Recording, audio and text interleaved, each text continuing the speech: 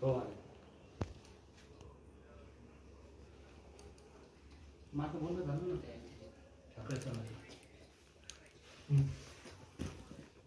Actually मला without bill द्यायचे, कारण मी विदाउट बिल दिले सरांना. सर पण बोले चेक, मग त्याला जे सगळं क्लिअर पाहिजे ना. नंतर ते तुम्ही नको म्हणायचं नाही माझं तुमचं बिलच नाही मागून.